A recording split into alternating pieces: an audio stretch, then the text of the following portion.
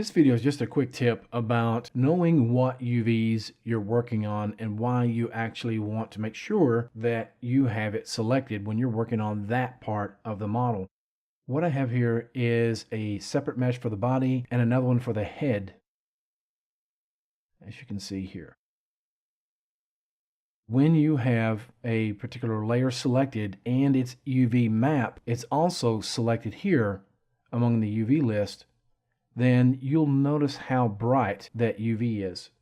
If I were to select the body, now you can see how dark that is compared to the brightness when I have the head layer selected.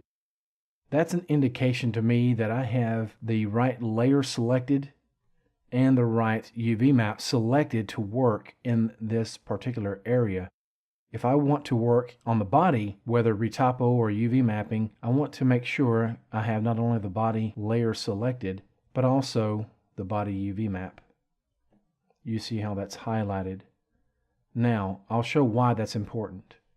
If I were to take the Delete Polygons tool, for example, and let's say I wanted to resume doing some Retopo work in this area, watch what happens. And you're thinking, what is going on? Why is it doing that?